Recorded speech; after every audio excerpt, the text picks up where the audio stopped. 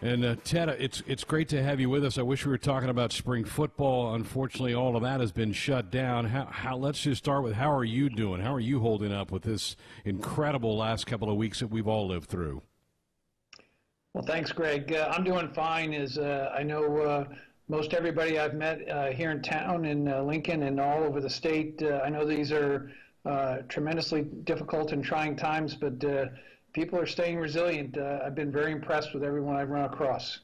Obviously, the day-to-day operations of the campuses have been upended. Can you give us all an update on what is taking place right now at the 4 campuses around the state? Well, we've had to shift gears, obviously, with the situation at hand. We've made some early decisions, working collaboratively with everyone from the governor's office.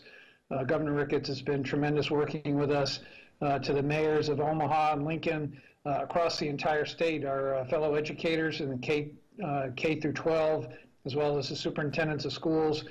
We've made 3 really big decisions that I think everybody's starting to hear about. The first is to make sure that we're taking care of our individuals, our faculty, our staff, our students, their families, and the communities in which we live, making sure we're making the right decisions for how to take care of ourselves through good hygiene, separating ourselves appropriately, and just working remotely as much as we can. And of course, we are continuing on with our education mission. We are ready and already prepared, in some cases have already been doing it, teaching remotely so that we can deliver the high-value education that we promise our students and their families. And then the last piece is to make sure, as best we can, is not to disadvantage anyone.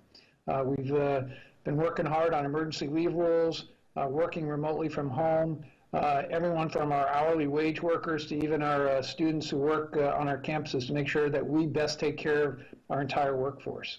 You oversee over 50,000 students at the 4 campuses of UNO, UNK, UNO, and UNMC. This is spring break week, so the students were going to be gone this week anyway, but it kicks back up next Monday, and I know you're shifting everything to online courses. What can students expect about that? And some things may not translate to good online courses like dance, art, music. Your thoughts about making that transition to that? Well, the first thing I want to do is I want to compliment the entire faculty and staff. They have really stepped up. You know, when a crisis happens, you really do see the best of people.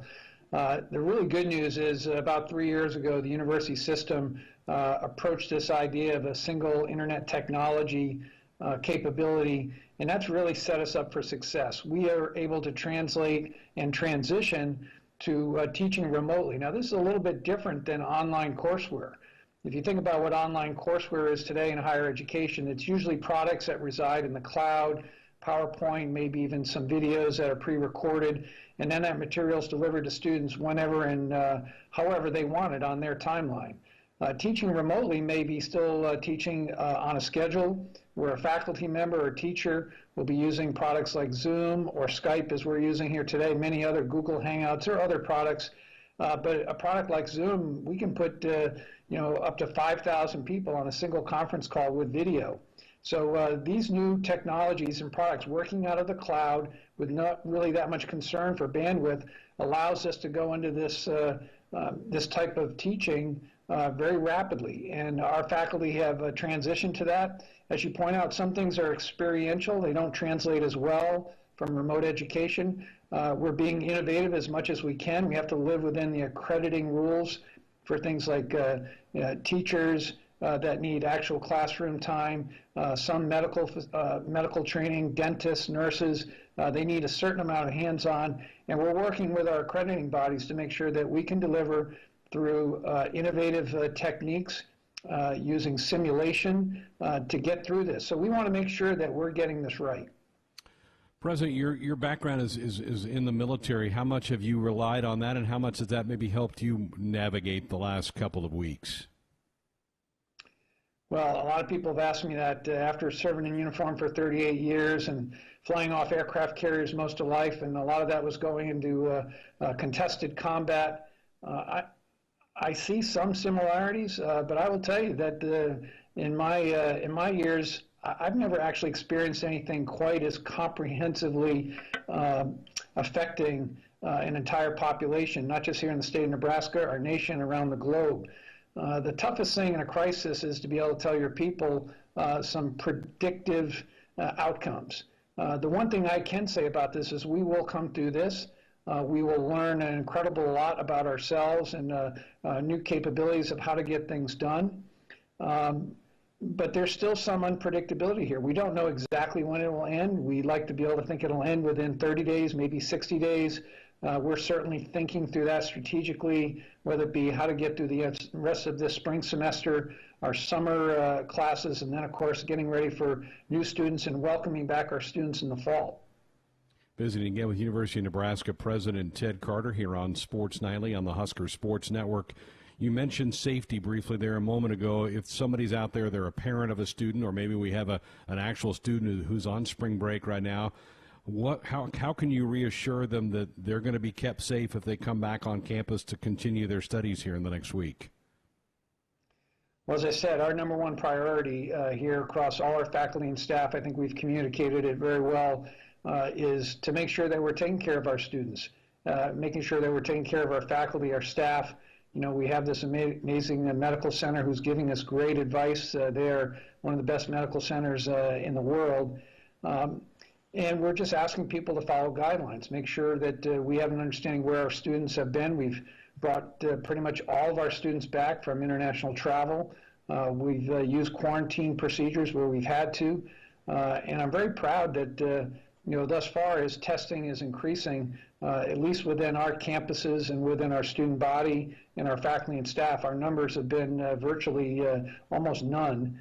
In fact, the state of Nebraska is showing very low numbers. I would expect those will rise as more testing occurs, but we're starting to get better understanding of this virus and how to fight it and beat it. You mentioned UNMC, and you and I talked a few weeks ago, and you had been up and seen up close and personal some of the work that they were doing. Can you expound on that for our audience, some of the projects, some of the influence that UNMC is having as we fight this COVID-19? Well, they are truly leaders there, not just in research and development and the study of infectious diseases, and not just how they teach our doctors and our nurses and our dentists, but they have created, going all the way back now, about 15 years to some of the, the big pandemics or early versions of a pandemic, from Ebola to H1N1 to SARS to MERS. Our medical center has dealt with this for years. And they were prepared, and I'm so proud of our state, how we took the American citizens that were brought back from the cruise lines, and as we've actually helped some of those people get back to health. And our biocontainment center is one of the more unique facilities in the country, and as we have seen a validation of the need for that, I think there's going to be a lot of talk about a validation for a need for something bigger that may even come to reside here in Nebraska. So everything that our University of Nebraska Medical Center as well as Nebraska Medicine has done to date, we as Nebraskans should just be so proud, and we should continue to listen to the best advice that they give us. Fantastic. You were a student athlete yourself at the Naval Academy. This is a sports show, so people tune in to hear about Husker athletes, and a lot of them have had their seasons cut short. What message would you have for some of those young student athletes that had their spring seasons cut short, and in some cases that'll be the end of their college career? Yeah, the first thing I would say is everything they got out of their time here as being student athletes, all of their experience, everything that they've learned, whether they are in sports that are measured by individual talent and individual effort or part of a team, none of those efforts will go to waste. It will set them up for life and success. Everything I learned playing ice hockey and other sports as a youth and playing 4 years at the Naval Academy, I took, and those were the basics, the foundational basics for what taught me how to be kind of a player coach, a team leader. I've explained to many people that a lot of the decisions that I made in the most tense times went back to, how I thought about playing on a friendly sheet of ice or a field, and how I thought about how to win in those situations. I had a discussion with Scott Frost today on this very topic, and we're just so lucky to have a coach like Scott and what he's doing for Husker football. So athletics are a critical part, not just for how we enjoy the sport itself here in Nebraska, but for taking these young men and women, and they're going to be some of the future leaders in all walks of life going forward. Well, Ted, thank you so much for taking precious time for you to come on with us tonight and inform the folks of the state about what's going on at the university. Hopefully we can have you back on a semi-regular basis as we navigate the troubled waters that we're currently in. And, again, just thank you so much for all of your efforts, and I know you're proud of your chancellors on your campuses, and as you mentioned, the governor has been great to work with the last few weeks. Everybody seems to be pulling in the same direction through this. And I'll just say that we're definitely going to get through this with the leadership of our chancellors, all of the faculty and staff. It will not be that long that we will all be in Memorial Stadium cheering Go Big Red and watching the success of our sports teams. And I know we're all looking forward to that time coming in the future. No doubt. Thank you very much, Ted. Have a great evening. Have a great night, Greg.